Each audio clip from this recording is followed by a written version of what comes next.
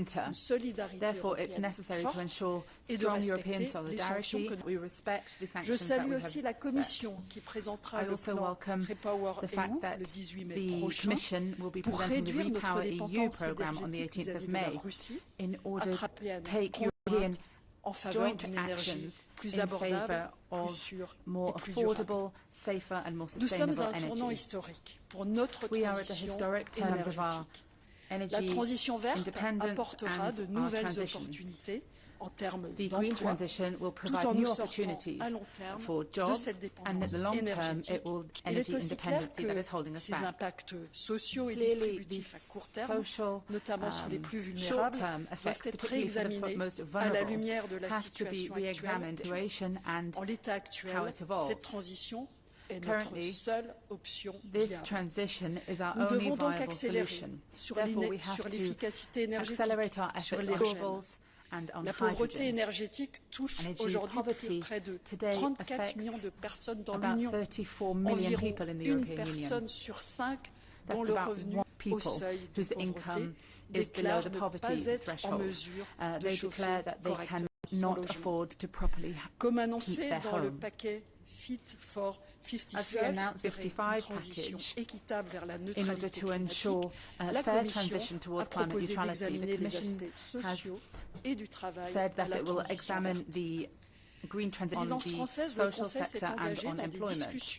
The Commission has also undertaken discussions in view of the final adoption of recommendations which will ensure towards climate neutrality and which will also fight energy poverty and will ensure targeted actions for individuals to ensure that they have essential. We will have further monitoring of the implementation of the fair transition, and particularly looking at its impact on the most marginalised groups and those most at risk of energy poverty. Have also already ensured access to energy for vulnerable groups as a priority,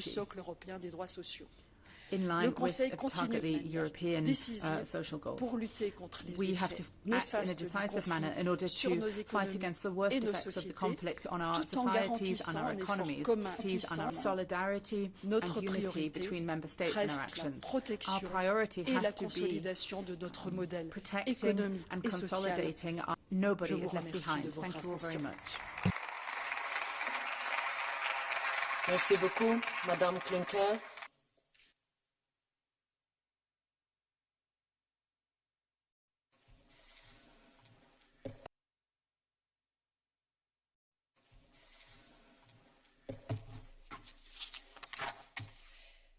Thank you, Madam President.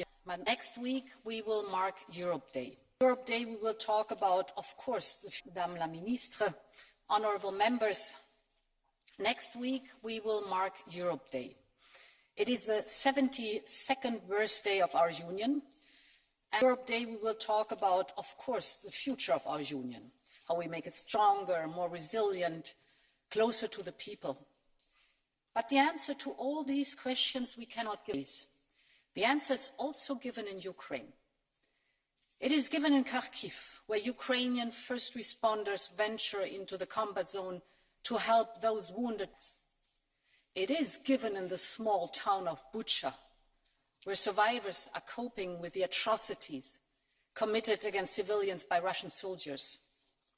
And in Mariupol, where Ukrainians are resisting a Russian force which greatly outnumbers them, because they are fighting to reaffirm basic ideas of their future and not a foreign leader, that it is the international law that counts and not the right of might, and that Putin must pay a price for his brutal aggression.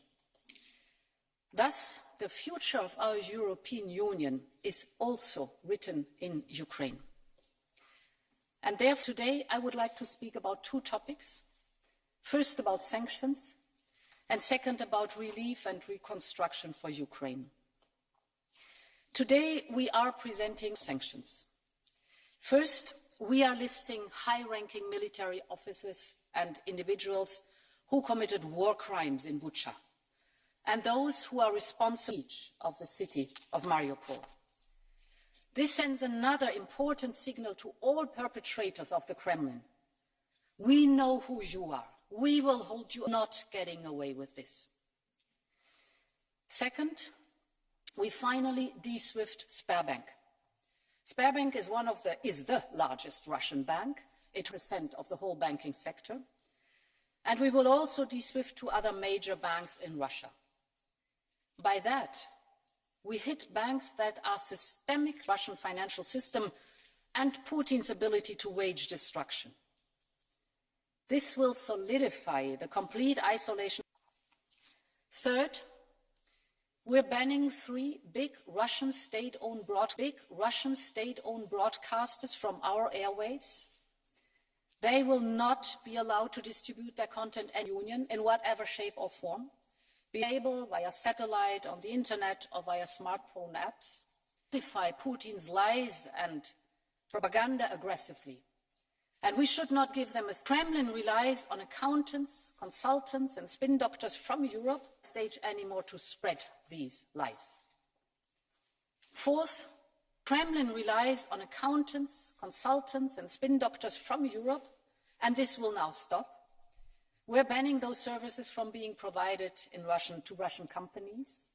My final point, number 5, on sanctions is oil. When the leaders met in Versailles, they agreed to phase out our dependence on fossil fuels. In the last sanction package, as you know, we started with coal. Today, we are addressing our dependency on Russian oil, and let's be clear, because some member states are strongly dependent on Russian oil, but we simply have to do it. So today, we will propose to ban oil from Europe. This will be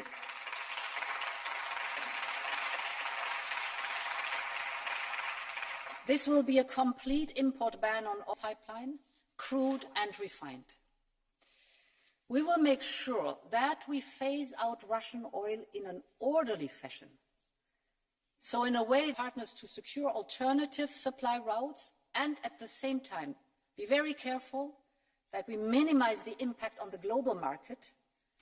And this is why we will phase supply of crude oil within 6 months and refined products by the end of the year. Thus, we maximize the pressure on Russia, while at the same time we minimize the collateral damage to us and our partners around the globe, because to help Ukraine, we have to make sure that our economy remains strong. With all these steps, we are depriving the Russian economy from its ability to diversify and to modernize. Putin wanted to wipe out Ukraine, and he will clearly not succeed. On the contrary, Ukraine has risen in bravery and in unity, and it is his own country, Russia, is sinking. Honourable members, we want Ukraine to win this war, but we also want to set the condition for Ukraine's aftermath of the war. And this is my second point, relief and reconstruction. The first step is immediate relief. About short-term economic support, cope with the fallout of the war. We have done a lot already. Support to the Ukrainian budget. In addition, we recently proposed to suspend all imports, and I'm sure that the European Parliament will put its weight behind this idea and this proposal. But we all know is expected to fall by 35 to 50% this year alone. 5 to 50% this year alone. And the IMF estimates that from May on, Ukraine needs $5 per month, plain and simply to keep the country running, so to pay pensions, to pay salaries, to provide for basic services. We have to support, but I also know that we cannot do this alone, so I very much welcome that the United States announced massive budgetary support, and we, as Team Europe, we have to do our share. But then, in a second phase, there is the wider reconstruction effort, and you all know that the scale of the staggering hospitals and schools, houses, roads, bridges, railroads, theatres, factories, You just name it. So much has to be rebuilt. Of course, of war, it is difficult to come up with a precise estimate. But economists are talking about several hundred billion euros. And here, honourable members, Europe has a very special responsibility towards Ukraine. With our support, and of course with the help of the international financial institutions and other global partners, can we build their country for the next generation? And this is why today I propose to you that we start working on an ambitious recovery package for our Ukrainian. If we do it right, this package should bring massive investments to meet the needs and the necessary reforms in parallel. So address the existing weaknesses of the Ukrainian economy and lay the foundation for sustainable long-term growth. It could set a system of milestones and targets to make sure it truly delivers to the people of Ukraine and is spent in accordance with European rules. It could help fight corruption. We have to do that. It could legal environment with European standards and radically upgrade Ukraine's productive capacity. And this will bring the stability and the certainty to make Ukraine an attractive destination for foreign direct investment. And eventually, honourable members, it will pave the way for Ukraine's future in the European Union. Slava Ukraine, long live Europe. Thank you very much, representatives of the political groups, starting with the EPP Group, Esther de Lange. The EPP Group, Esther de Lange.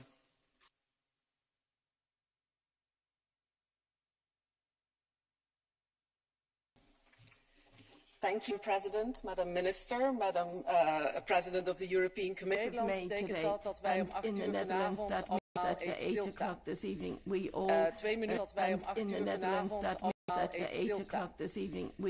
2 minuten staat het land stil en zwijgt om de doden te herdenken uit de Tweede Wereldoorlog en alle tijdens operaties en vredesmissies wereldwijd. En op een dag als vandaag voelt het daarom een beetje vreemd aan om in dit debat, de titel zegt het al, te spreken over de economie van de oorlog hier in Europa. Het is opnieuw oorlog op ons continent en de consequenties hier in de EU vallen natuurlijk absoluut in het niet bij dat in Oekraïne. And of course our main focus is and should remain not on the economic consequences here, but on the consequences in Ukraine and how Putin's barbaric war. And this is why I'm very grateful to the Commission that they will announce their 6th sanctions package today and for the words that the Commission has spoken about and the help to Ukraine. But that being said, we should also talk about the socio-economic consequences here and our capacity to act. Because as a union, unity is our strongest weapon against this war. And if we want to sustain this unity, we also need to address the consequences here.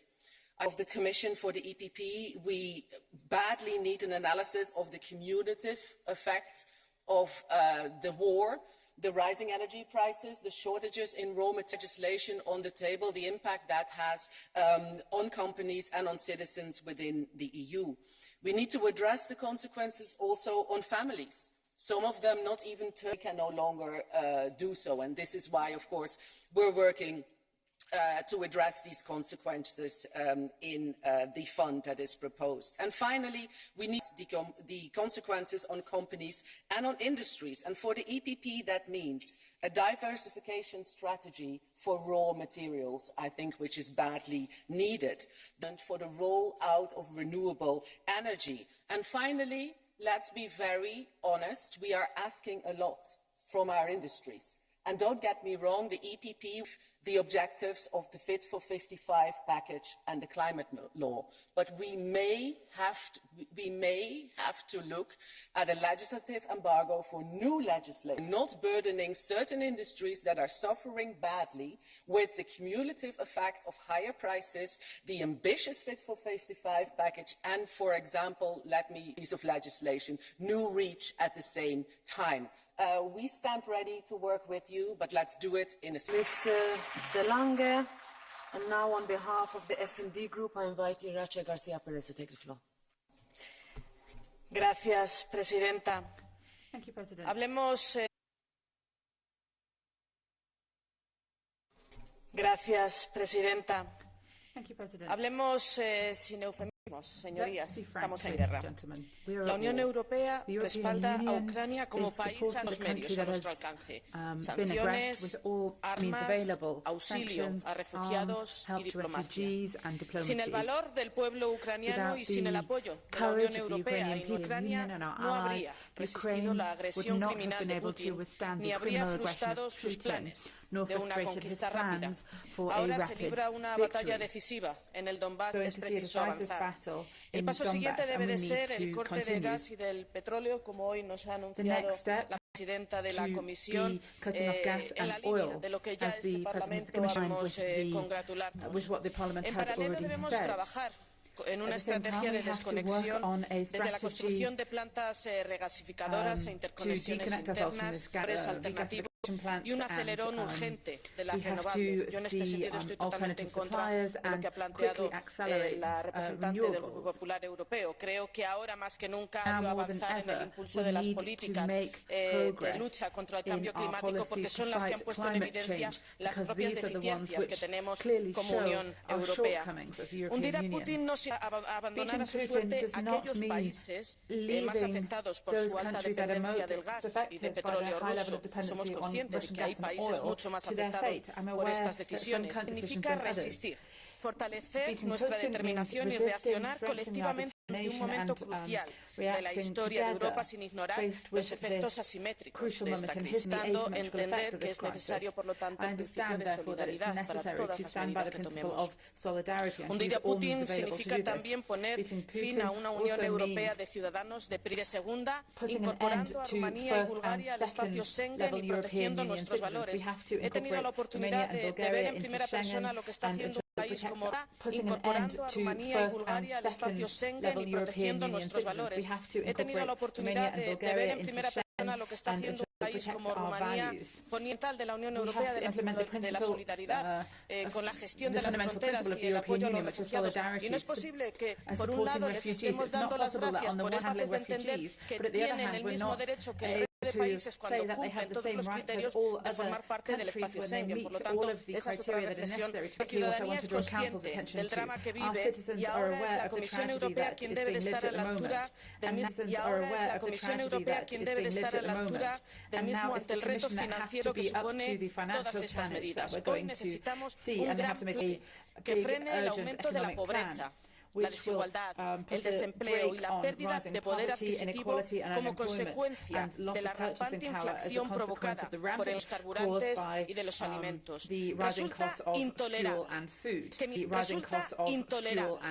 que mientras las grandes multinacionales, los más vulnerables, mientras las grandes multinacionales energéticas obtienen ingresos extraordinarios por los beneficios caídos del cielo, los que paguen las consecuencias de esta guerra. Es que ese dinero que está en los bolsillos de algunos es a costa del sufrimiento de familias que hoy no pueden pagar la factura de la luz y se las ven llegar a fin de mes pudiendo pagar todas las facturas. Por lo tanto, debemos de actuar en ese sentido. En lugar de repetir los errores del pasado y recortar en medio de una crisis, debemos prorrogar el escape del Pacto de Estabilidad y Crecimiento para invertir en nuevas tecnologías, justicia social, una defensa más sólida y un futuro libre de carbono. Y si la Unión Europea quiere mantener frente a un creciente bloque de autocracias, tendremos que intensificar el apoyo a las poblaciones más vulnerables que están sufriendo las consecuencias de la barbarie de Putin, tanto en África como en nuestro próximo. El futuro de Moldavia como Estado independiente y su deseo de formar parte del mundo libre debe contar con nuestro compromiso financiero y militar. No solo con en nuestra historia nos encontramos ante el imperativo histórico de restaurar la paz en Europa y de construirla más allá de los confines de nuestra Unión. Pero no podemos aceptar una paz porque siempre son los humillados y ofendidos, como nos recordaba Dostoyevsky, quienes merecen un alivio a su sufrimiento, quienes merecen justicia. La única forma es la derrota de Putin y la victoria de la libertad y de la democracia en Ucrania, lo que requiere nuestra unidad y nuestro sacrificio. Resistimos en 2012 para proteger el timos, en 2020 para frenar la pandemia y resistiremos en 2022 para preservar la paz y la democracia. Muchas gracias. Thank you very much, Ms. Garcia Perez. On behalf of the Renew Group, Luis Garicano. Thanks, Madam President. It's good to see that I'm the fifth speaker and the first man, so that's a good.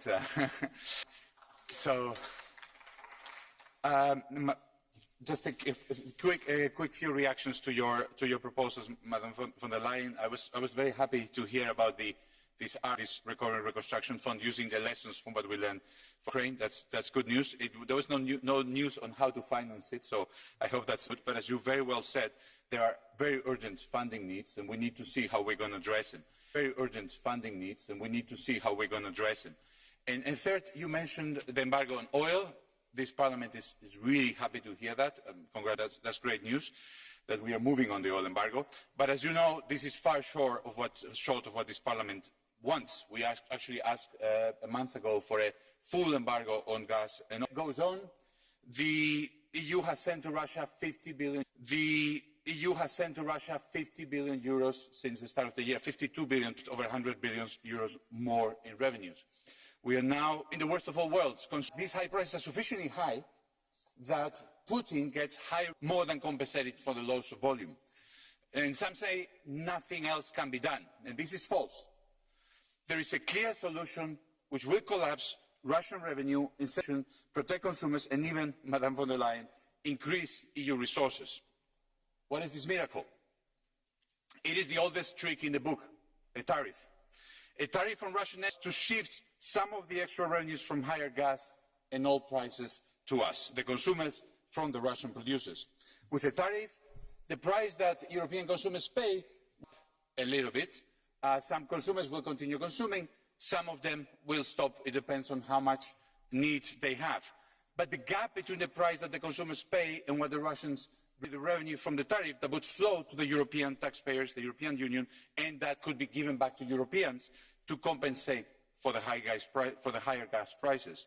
And the suppliers facing the trouble, since a lower quantity is going to be supplied, it will be supplied at a lower price. Don't forget that Russian oil and gas suppliers are desperately the purchasers. Between us and our allies, we purchase 80% of the oil and gas, and they will be willing to supply at the lower prices that the tariff will involve for them. Why? The EU and us are buying 80% of the fossil fuel exports, and the infrastructure bottlenecks make it very hard to shift those exports to Asia. Second, production at $20 a barrel, so they will actually have to accept those lower revenues rather than shutting down the wells. In short, a tariff would allow us to shift Russian revenues to the European Union, all while accelerating an end to European dependency on Moscow's fuels. Even if a high tariff comes with a cost for the European Union, it is a more efficient way to stop Putin. We already have in place before the embargo comes in as fast as possible. Let's do it now. It must be a new tool in our armour, enhancing our capacity to act. Thank you. Thank you very much, Mr. Garicano. On behalf of the Green Group, to Sarah Mathieu.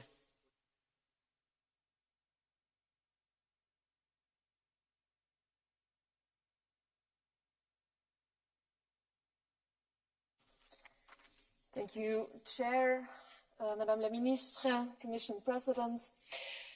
We've condemned the horrible and unjustified invasion by the Russian military forces many times before.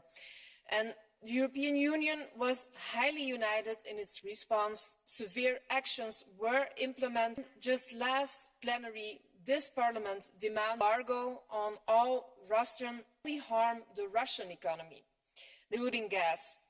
However, these sanctions will not harm the Russian economy. They will also affect the lives of European citizens with a direct impact on their homes, their jobs, their wallets. And this could lead to social inequality, to a rise of unemployment and an increase in energy poverty. We need to protect our citizens, and specifically those at risk of poverty, people that are afraid of not being able to heat their homes next winter. We need a strong social response to their field has the choice to leave no one behind, to mitigate the rise in energy costs, to ensure decent and affordable housing. The EU has the choice to protect workers on the labour market against unemployment. The EU has the choice to ensure that climate transition, where industry pays its fair share. We need minimum wages, minimum income protection for all, and a European unemployment. Colleagues, we have the possibility to protect our citizens against the hardships of war. Well, now is the time to act. Thank you. Thank you very much, Ms. Mathieu. On behalf of the ID Group, Jordan Bardella.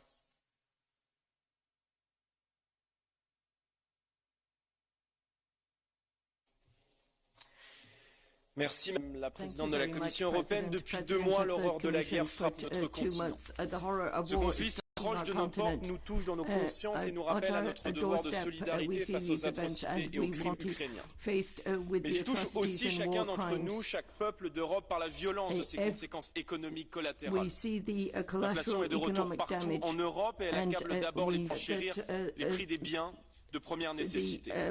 Se nourrir, se chauffer ou encore se déplacer devient hélas pour beaucoup une angoisse toujours plus rude.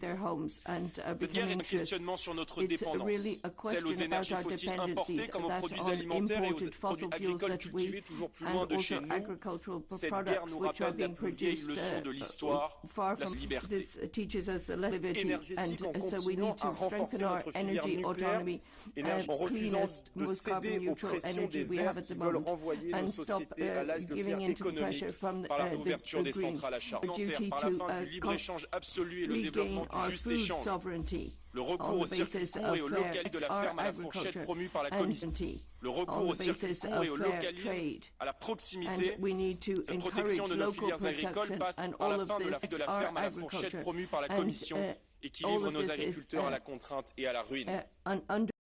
La situation exceptionnelle que nous connaissons appelle à plus court terme des mesures d'urgence pour le pouvoir d'achat de nos baisser les taxes sur les carburants comme l'a fait la Pologne dès le mois de février. Nous souhaitons le faire en France où les taxes représentent près de 60% du prix à la pompe. Nous devons aussi nous résoudre à constater qu'à cet instant énergétique prise par l'Europe ont affaibli notre pouvoir d'achat tout en enrichissant la Russie. Le rouble est à un niveau historiquement haut depuis 2 ans et les profiteurs de guerre s'enrichissent toujours plus dans l'exportation des matières premières. Renault a été contraint de céder ses parts dans la marque russe Lada pour un rouble symbolique. C'est donc un institut dépendant de Poutine qui en a fait l'acquisition. Drôle de sanctions qui conduit à s'aborder pour finalement permettre au gouvernement russe de la nationaliser gratuitement. Alors pour conclure, nous n'avons pas le pouvoir de décider de l'emplacement des gisements de gaz et de pétrole. En revanche, nous pouvons décider de protéger les nôtres tout de guerre et en aspirant demain à retrouver le chemin de la dépendance. Il faut suivre un principe simple, les sanctions doivent continuer de cibler Poutine, le régime russe et ses décideurs, non le portefeuille des entreprises. Je vous conjure de penser à eux. Je vous remercie. Merci. Next, on behalf of the ECR Group, Raffaele Fitto. Grazie Presidente, Ministro, signora Presidente della Commissione. Ho ascoltato con molta attenzione e penso che sia molto utile e importante questo confronto di idee per individuare delle soluzioni immediate e rapide rispetto all'evoluzione del conflitto. Non c'è dubbio che la guida è una strada che va portata avanti con decisione rispetto all'atteggiamento nei confronti della Russia, non solamente di condanna ma anche di azione concreta. Quindi il pacchetto di sanzioni è sicuramente l'elemento sul quale lavorare per ottenere dei risultati. Ma il pacchetto di sanzioni è una premessa fondamentale rispetto anche alle reazioni e alle scelte che devono essere fatte in Europa. Sappiamo che è popolarità nel nostro continente e che in alcuni paesi rischiano di creare dei grossi problemi. Ed è evidente che servono delle risposte importanti e quindi sicuramente l'obiettivo di lunga scadenza della ricostruzione è fondamentale e fa bene la Commissione ad occuparsene con delle situazioni oggettive. La prima, l'export europeo. È necessario dare una risposta forte in tal senso. il fondo di compensazione, abbiamo un esempio, sono paesi che ne subiscono maggiormente delle conseguenze rispetto ad altri. Seconda questione, delle scelte, è pensabile che noi non modifichiamo nulla rispetto a quanto immaginato prima della guerra. La guerra non è le istituzioni europee hanno messo in campo. Io penso riflettere sulla necessità di cambiare l'imposta che le istituzioni europee hanno messo in campo. Io penso di sì. Quindi i tempi di attuazione, i target troppo ambiziosi che sono presenti all'interno del Fit for 55 fa elemento decisivo sul quale iniziare una riflessione per modificare queste scelte. E poi un'altra proposta concreta che si accompagna rispetto ad una necessità, una risposta sulle grandi, quindi sul patto di stabilità, un dibattito che viene rinviato ma che dovrebbe essere fondamentale per accompagnare le misure che devono essere portate avanti. Ed è il tema che anche ieri nel dibattito con il primo ministro italiano Draghi, l'articolo 21 del RRF prevede in modo molto chiaro che in casi straordinari questi strumenti che sono con importantissime risorse possono essere modificati rispetto a... Se la Commissione prima della guerra ha previsto un articolo del regolamento che indica la necessità di modificare i piani nazionali per poterli adeguare alle nuove esigenze, io penso sia la circostanza nella quale prendere atto di questo e modificare le scelte in questa direzione per poter immaginare delle soluzioni adeguate in questo senso. E chiudo con un riferimento. Bisogna evitare dei distinguo se vogliamo essere efficaci sulle sanzioni su due elementi fondamentali: acquisti comuni e tetto dell'acquisto dei prezzi del gas. Su questo c'è i distinguo non aiutano e rischiano di indebolire complessivamente la strategia che mettiamo in campo. Grazie.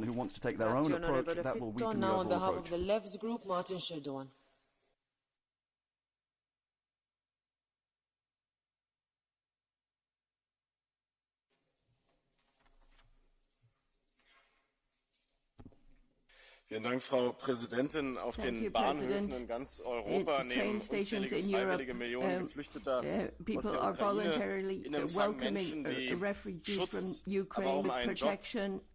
Millionen von Menschen, die vor einem brutalen Krieg und der Zerstörung ihrer Heimat fliehen. In der Ukraine sind derzeit Millionen Tonnen Getreide blockiert.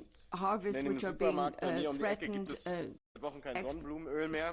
Die Preise für Butter sind im letzten Jahr um 44% gestiegen. Die Preise für Gemüse und Nahrungsmittelpreise in der EU sind außer Rand und Band. Wegen des Krieges und der Unterbrechung der Lieferketten rechnen die Vereinten Welt in eine Zeit, in der die Energiepreise bereits vor der russischen Invasion in die Ukraine durch die Decke gegangen sind.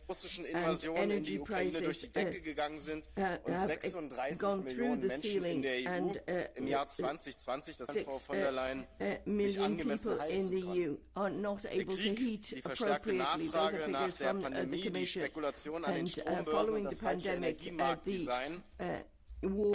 All das heizt die Inflation zusätzlich an, Mietkosten steigen, Nahrungs- und Renten auf. Und deshalb brauchen wir jetzt einen europaweiten Energiepreisdeckel. Inflation frisst. Und deshalb brauchen wir jetzt einen europaweiten Energiepreisdeckel, damit Energiearmut effektiv bekämpft werden kann, nicht immer weiter aus dem Ruder gerät. Wir brauchen jetzt eine europäische Antwort, um die einkommensschwächsten europäischen Haushalte vor Inflation, Energiearmut und Hunger zu schützen. Dafür braucht es eine Krisengewinnsteuer, die erhoben wird auf die Gewinne der Energiekonzerne, der Rüstungskonzerne. Der Aktienkurs von Rheinmetall ist seit März um 120% gestiegen. Und auch der Pandemiegewinner, also der Pharmaunternehmen, Tech-Konzerne, Amazon und Google, haben sich während der Pandemie ja bekanntlich dumm und dämlich verdient. Das wären effektive erste Schritte, um die gröbste soziale Not zu lindern. Und wir würden einsetzen, die sinnvoller wirtschaftlicher Produktion der Landwirtschaft, um bei der Integration der Kriegsgeflüchteten helfen würden. Es ist wichtig, an der Unabhängigkeit von russischem Gas und Öl, deshalb aber Milliarden und Abermilliarden in den Rüstungssektor zu pumpen, halte ich für den falschen Weg, sondern diese Gelder müssen in die sozial gerechte Energiewende fließen, die uns von der Abhängigkeit fossiler Energieträger befreit. Und das gilt nicht nur für russisches Gas und Öl, sondern für Gas und Öl, egal woher es stammt. Und einige der sind leider in der jetzigen Form untauglich. Die Häuser Yachten, Autos der Oligarchen werden ja quasi eingefroren. Das heißt, sie müssen in demselben Zustand erhalten werden, gefunden werden. Und derzeit zahlen also die europäischen Steuerzahler für die Instandhaltung der eingefrorenen Oligarchen Besitztümer. Ich finde das absurd. Der Besitz muss und anderer Verwendung zugeführt.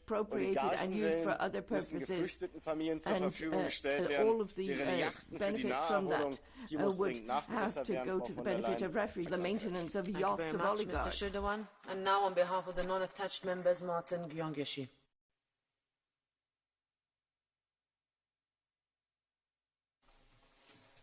Colleagues, President von der Leyen, there is a broad consensus here and in other EU institutions that economic sanctions on Russia are the most effective way of pressurizing Russia to stop its aggression in the Ukraine. The efficiency and accuracy of the sanctions proposed by the Commission need to be commended, especially its efforts to create an unprecedented unity among member states. It's fortunate that it took such a disaster to realize the unhealthy dependence of our continent on Russian energy supplies and start discussions about a unified energy market based on energy resources and solidarity among member states. In the past weeks, Russia has demonstrated that it's ready to use energy as a strategic weapon to further its aggressives. It must be clear by now, Russia in the long term is an unreliable partner for supplying energy when it comes to sanctions. Therefore, I would like to ask the Commission not only to focus on fossil fuels, but also target nuclear energy.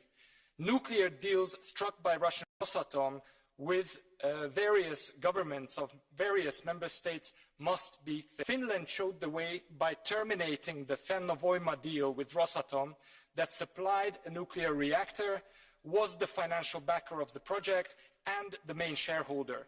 Follows suit and terminates its equally controversial Paksh deal with Rosatom. The Commission would be right in its next sanction package to ban every Russian nuclear deal on the continent. Thank you very much. Our next speaker is Mr. Sigrid Muresan.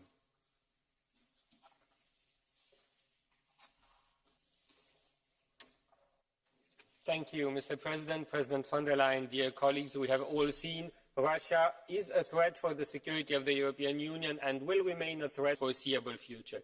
This is why we can only live in safety and stability within the borders of the European Union if we are surrounded in our immediate neighborhood by countries who are safe and stable, also helping ourselves. This is why the line needs to be continue supporting Ukraine, sanctioning the Russian Federation. President von der Leyen, we are welcoming the new package of sanctions which you present going forward.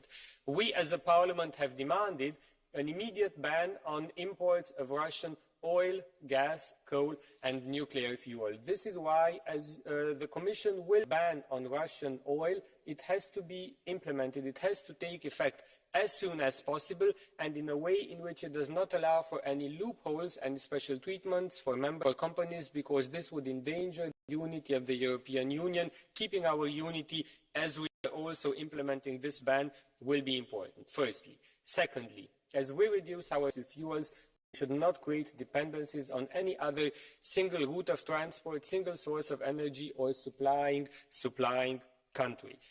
We are seeing that any weakness costs in times of crisis. What should we do within the European Union? Because the title of the debate is Social and Economic Consequences for the European Union. Firstly, we should use the to strengthen our economy. There is still money available in the Recovery and Resilience Facility because some member states have not accessed all of the loans component. We need to work with member states to see money if they will access it, and if not, the position of our group of the EPP is to try to use those amounts for large energy projects, transnational energy projects, to enter energy where it is needed within the European Union. If an amendment of the RRF regulation is needed for this, we should do it.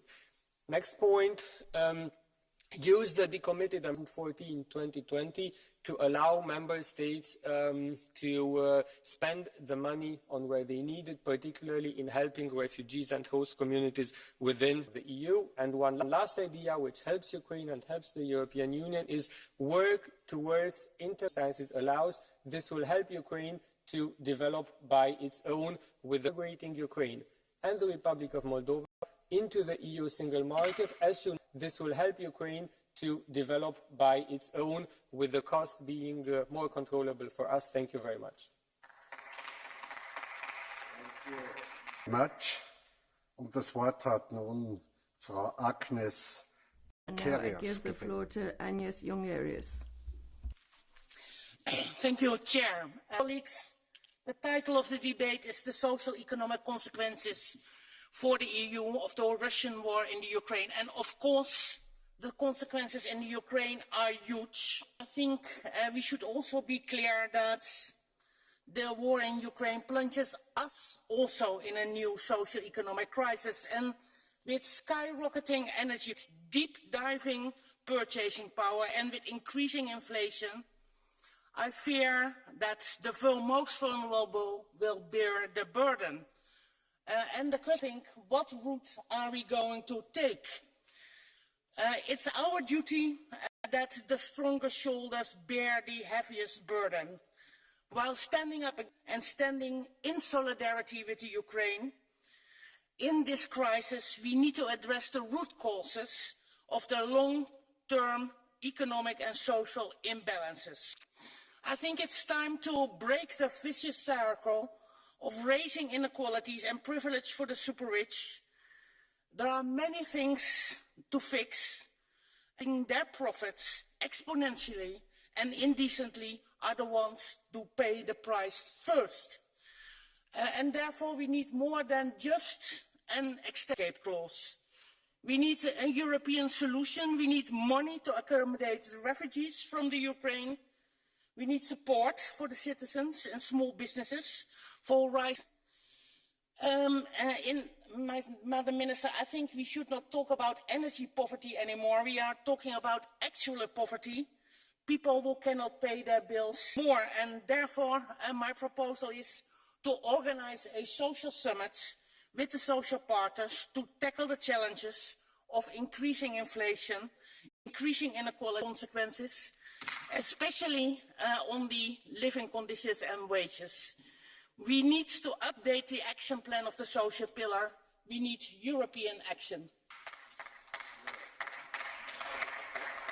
Merci. Madame Valérie Ayé, you are the next one. Thank you, President. Monsieur le Commissaire, Madame la Ministre, chers collègues. Madam Minister, colleagues. Chaque jour qui passe, nous Every envoyons day that passes, 800 millions d'euros à we are Poutine grâce à sending nos achats de pétrole billions of et euros de to charbon. Putin through coal, Ces gas 800 and millions, ils oil lui permettent de purchases. nourrir ses soldats et de recharger ses tas et de recharger ses tanks. These hundreds of millions Tant que nous allow him continuerons- to enter this war. These hundreds of millions Tant que allow nous him to continuerons, les horreurs pay ne his s'arrêteront pas. soldiers and increase Alors his oui, military nous spending. devons asphyxier cette économie. We enter this war Mais economy Monsieur le and Commissaire, not feed it il est further. illusoire de croire que Commissioner, les Européens sortiront indemnes de cette situation s'il n'y a we aucune can't solidarité imagine that avec ceux qui seront the les plus impactés. EU can J'en suis même condition, c'est get j'ai bring la any pain condition and without pour aller plus loin. solidarity. Nous devons So donc we need to mutualiser go les coûts de further. cette guerre We should be pour nos ménages, mutualising pour the nos costs of entreprises. this war for our Si nous imposons des sanctions en companies, for our européen, citizens. nous devons en If we are assumer Europeans, then we les have to conséquences en européen. take the necessary consequences at the Penser European peut-être level. une chose. That's not all. Anticiper les problèmes pour qu'ils ne surgissent pas Trying to en est une. respond is one Alors, chers thing, collègues, but your developments is another. Let's take a serions-nous step back. autant à la merci de Vladimir Poutine si nous avions Are we entrepris going les to investissements continue to nécessaires il y a be 8 at ans? the mercy of Il y a 8 ans, Vladimir lorsque l'Ukraine Putin? a été If we amputée had de la taken the Crimée, choice 8 years ago, pas Moscow été entered complètement différente Crimea, aujourd'hui. wouldn't Si the nous étions story have sortis been de nos very different dépendances aux today? If we hydrocarbures had been russes stronger, if we et had même aux got hydrocarbures tout away court, from our dependence on oui, il y a eu des erreurs Russian stratégiques hydrocarbons qui ont and été in general, I incontestables. think that would have changed things Cette significantly. invasion et ses That's conséquences incontestable. doivent donc sonner comme This l'alerte invasion and ultime. its consequences Alors je rappelle ici ma et notre conviction. are our Nous last devons créer warning. SAFE, un So fonds pour en create, Europe, say, un fonds a fund destiné à for a sortir de nos strategic dépendances economy in Europe. d'ici à We la need fin to de get la out of our décennie. dependence Hydrocarbures, by the end intrants of the agricoles, decade. industrie critique, When we're défense talking aussi, about critical évidemment, responsabilité hydrocarbons, d'enfin nous affirmer, agricultural d'enfin prendre inputs, notre destin en main. we need to Nous take the avons été necessary élus, chers consequences, collègues, seize our pour faire de destiny. l'Europe une union qui protège. We have to make Les temps Europe présents nous a obligent. Europe that Je vous protects. remercie. Give us if we don't. Merci. Excuse me, monsieur. Thank you. The next speaker is Mr. Ernest Utterson. Thank you, Chair, Commission, Council. Let me first welcome the President von der Leyen announcement on the ban to Russian oil to be included in the news. This support to Ukraine needs to go hand in hand also in supporting our citizens most affected from the consequences of war.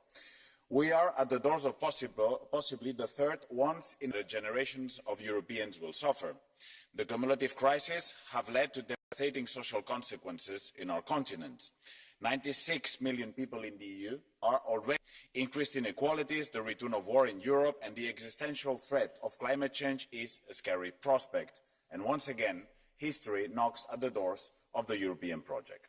Pandemic, the EU learned how to respond to difficult economic and social situations after the disastrous years of the authoritarian look, and not the exception.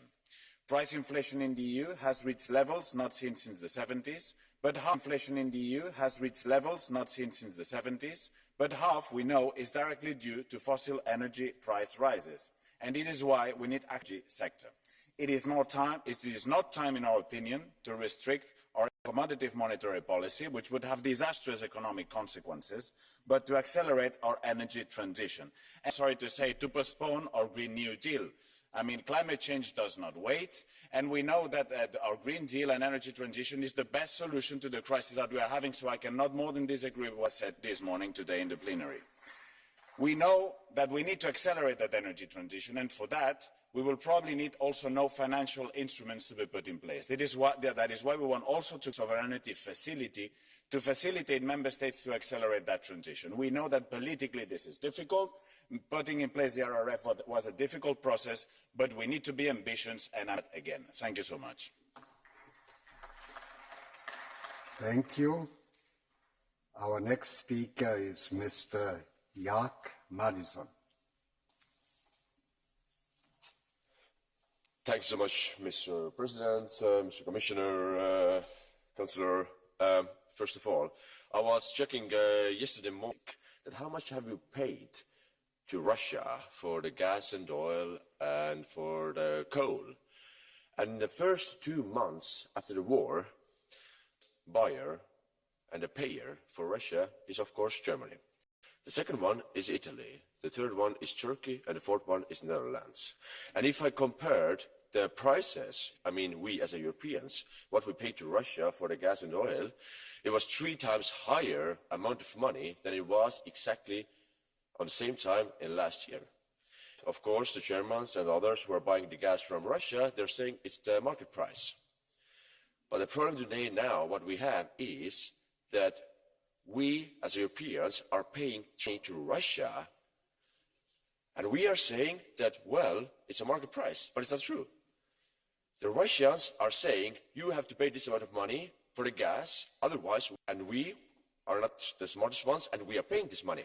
So it means that every day we are paying hundreds of millions of euros to Russia to have the energy resources, and they are using this money for the military and for the war machine against Ukraine, maybe tomorrow against Moldova, maybe in a few days against Baltic. We have now in a situation, and now the summer is coming, so it's the good time, but it's September, October, November when we are paying many, many times more money for the resources, for the energy from Russia, money for the resources, for the energy from Russia to have a warm house, to have functioning. And that's why today the Germans and Austrians and also Hungarians, the import for the energy from Russia, but we have to still paying energy from Russia. But we have to think now how to survive next winter, because otherwise we will be screwed. And are still paying more and more money, 3 times more than last year to Russia, and this money will be used for the new occupations, for the new expansions of the European energy policy. We have to learn from the mistakes, what we have done, and look for the next winter. Thanks so much. Danke. Thank you. Das Wort hat Frau Beata. The next speaker will be Mrs. Beata Siedlow. 2 minutes 30. President, Minister, Komisarze, szanowni koleżanki i koledzy, nie da się ludzkiego życia przeliczyć na pieniądze, nie da się życia ukraińskich dzieci, kobiet, mężczyzn. Ale pieniądze są potrzebne po to, żeby móc ich ratować, żeby ich wspierać, żeby pomagać im bronić, pomagać im przetrwać ten tragiczny dla nich przyszły czas. Dlatego nie bójmy się podejmować odważnych decyzji. Niech nie przemawia przez nas w tej chwili takie myślenie, że konsekwencje tej wojny odbiją się też na nas wszystkich. Tak, one się odbiją na nas wszystkich, ale im wojna się skończy, im szybciej powstrzymamy Putina, tym będzie po prostu możliwszy szybszy pokój i wyjście z tej tragicznej sytuacji. Potrzebne są zdecydowane kroki, konsekwencja, stanowczość i solidarność. Dobrze, że jest szósty pakiet sankcji, mogę powiedzieć późno, i oby był skuteczny, i obyśmy mogli powiedzieć na następnej sesji tutaj, na następnej naszej debacie, że ten działa. Bo do tej pory można odnieść wrażenie, że próbowane były, podejmowane były decyzje, ale nie do końca one były realizowane. Żeby zatrzymać zdecydowani i musimy przede wszystkim być konsekwentni i odważni. Dzisiaj Unia Europejska potrzebuje bardzo tej odwagi. Nie bójmy się. Nie bójmy się powstrzymywać. Bójmy się tego, żeby zdecydowanie powiedzieć dość. Wyciągnijmy konsekwencje, wyciągnijmy były niestety podejmowane. Jeszcze jedna rzecz, szanowni państwo. Ci ludzie, którzy trafiają do Unii Europejskiej, powiedziałam, że nie da się przeliczyć życia ludzkiego na pieniądze. Krajów potrzebują pomocy. A te państwa, które ich wspierają, potrzebują Unii Europejskiej. Powiedziałam, że nie da się przeliczyć życia ludzkiego na pieniądze, ale żeby im pomóc, te pieniądze są potrzebne. Dlatego trzeba stworzyć na wzór tego funduszu produkcyjnego, kiedy przyjeżdżali do Europy migranci ekonomiczni, trzeba stworzyć specjalny fundusz, który pomoże państwom ratującym dzisiaj Ukrainę. Thank you. Das Wort hat Herr Nikolai Willumsen gebeten. The next speaker will be Mr. Nikolai Willumsen. Krigen i Ukraine dybt forfærdelig. Vi skal gøre alt for at stoppe den. Ukraine. Det er vigtigt, at EU har indført sanktioner, men de er tydeligvis ikke hårde nok til at få Putin til at trække sine tilbage. Derfor må vi øge presset. Vi skal stoppe import af russisk olie og gas. Vi skal ramme Putin, hvor det gør ondt.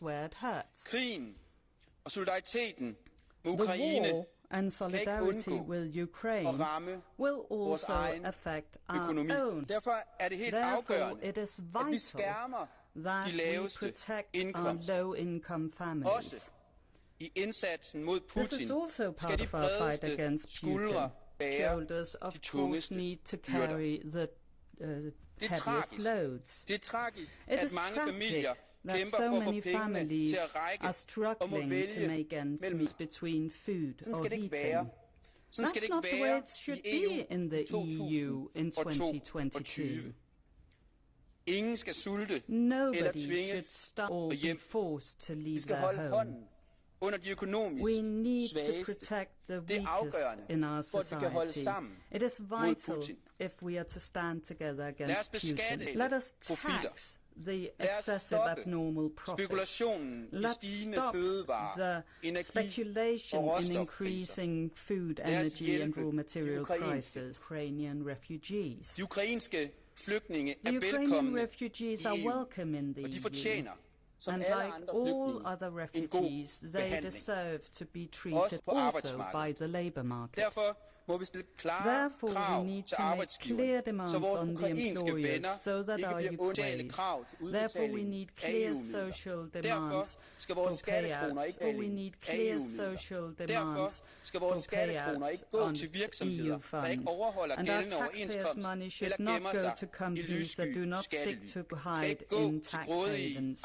EU money should not go to greedy employers or rich people who let down the community. Dear colleagues, let's instead Putin.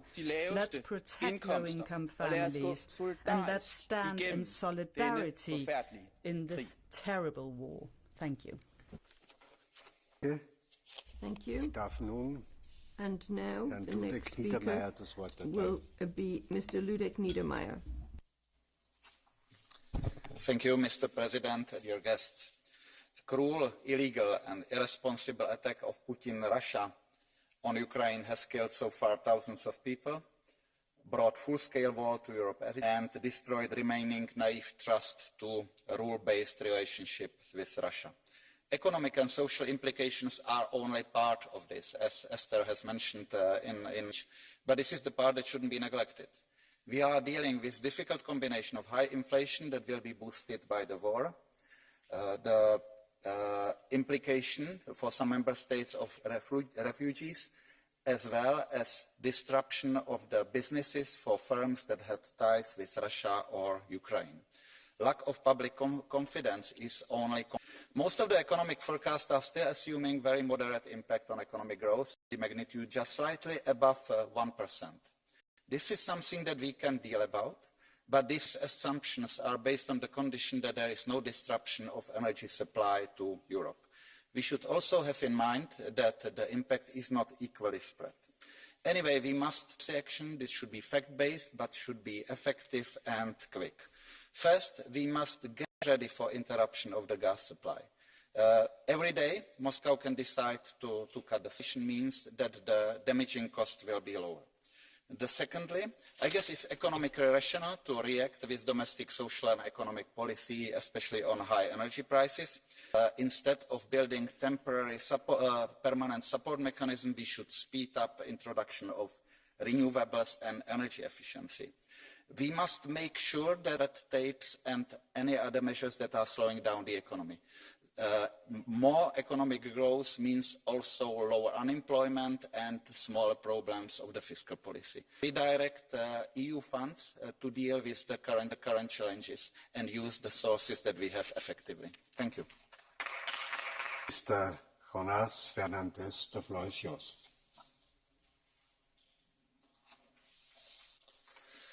Thank you, President. Commission. Council. Me gustaría empezar este debate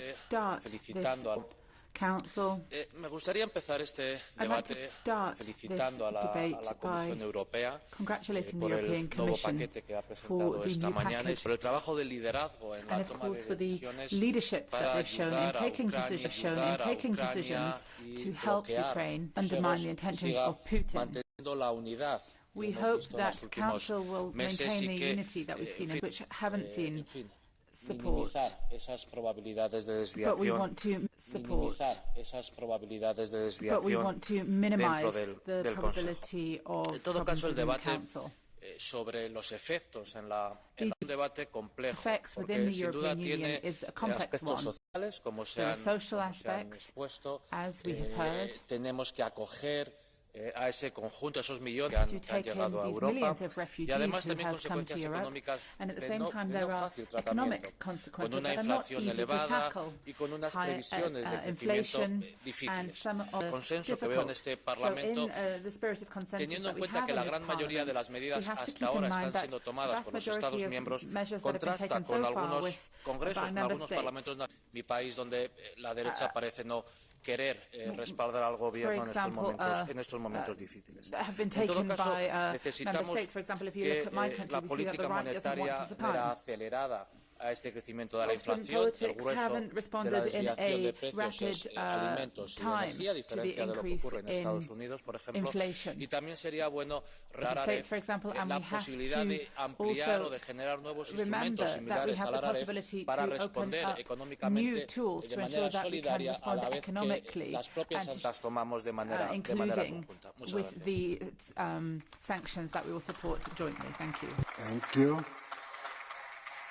Herr Kollege Dragos Pislariou. Thank you, Chair. Dear Commissioner, Madame la Ministre Clinton, we have spent the past 2 years talking about how to emerge from the COVID-19 crisis stronger. We have spent 2 months of war in Ukraine doing the same. A crisis has this providing ample supplies of one of the most elusive and valuable resources Europe needs, the political will to embrace change and to do the things that need to be done. I have sanctions, but we are still far away from the Parliament position. We still need ambitious tools and the instruments created the RRF and other funds and measures that showed solidarity that kept our businesses, sometimes barely afloat, and helped our citizens. Now, in 2 months, we have moved defense to scale and opened our countries to many more millions of Ukrainian refugees that we had seen during the 2015 refugee crisis. We do have right now a more political will to reinforce our capacity to act for all Europeans, Ukrainians included, as they firmly belong in Europe. It is time, indeed, to use the RRF at its full potential, to use all the resources. At the same time, we should focus RRF at its full potential, to use all the resources, to use all the lessons learned and the solutions for the member states, and this is part of the response. But at the same time, we should focus indeed, and I was really pleased to hear today that there is a discussion about the recovery plan from Ukraine. And for that, we need indeed to use that are indeed valuable. The world will never be the same again, and Russia with Putin in charge will never again be a partner for Europe. So there is no more status quo to return to, and we need to create one with reinforced financial tools that will ensure no European is left behind in the aftermath of Putin's war. And Ukraine and Moldova as well get welcome their need from EU and that we emerge.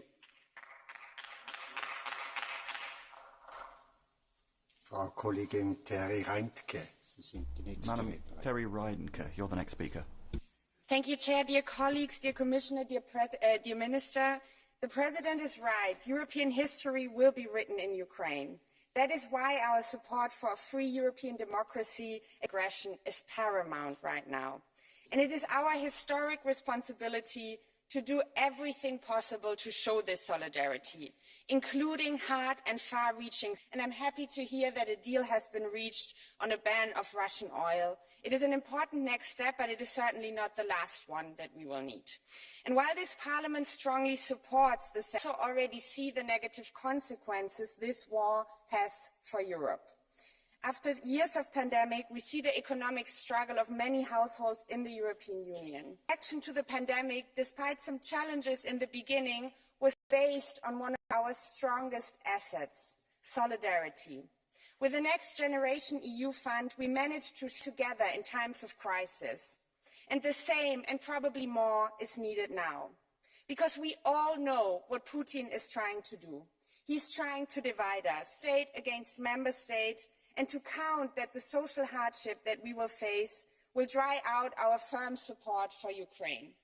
Putin is trying to divide Europe, to divide us. He's counting on our inability to manage this great challenge together. We cannot, colleagues, and we will not let him succeed in this. Let us show that we will face the east and the west of Europe, the north and the south. Let us show that all that he's succeeding in will be to revive the European social model, the union where nobody will be left behind. For that, we will need joint efforts, investments, a solidarity fund to balance out the social inequality. And we will have to creating a real social safety net on the European level by finally introducing a European minimum wage, closing the gender pay gap, and yes, also a European minimum income. The continent is weakest when it's divided and strongest when it is united. Let us be united against Putin. Thank you very much. Thank you. Sprecher Marco Campomenosi. Next speaker is Marco Campomenosi. 2 minutes 30. Grazie Presidente, grazie Thank you, Commissario per essere President. qui. Thank you, Commissioner.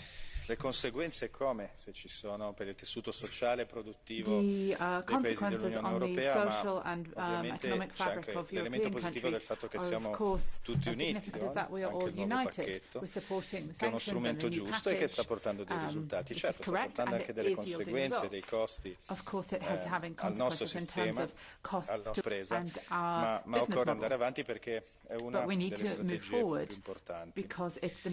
L'unità che abbiamo dimostrato qui è un valore, però non ci deve impedire l'analisi sulla situazione che si sta creando, un'analisi anche sugli errori che abbiamo commesso in passato, sul perché siamo giunti a questa dipendenza dalla Russia, sul perché fino a poche settimane della guerra qualcuno in quest'Aula continuava a difendere progetti come il Nord Stream 2 e sull'ISMED invece non si diceva nulla. Progetto, quello dell'ISMED, che magari rilanceremo molto tempo a diventare attivo. Abbiamo alcuni elementi che sono sorti in queste settimane, il problema dello stoccaggio delle risorse energetiche in vista del prossimo inverno, con i rubli o con l'euro, per cui le imprese hanno bisogno di chiarimenti, quindi sarebbe importante che la Commissione Europea dia elementi di chiarezza anche su questo aspetto, che sta creando tensioni che sono anche sui mercati. L'inflazione, il potere d'acquisto delle famiglie è stato già citato anche dai miei colleghi, perché in fondo poi quello che è in gioco è la competitività.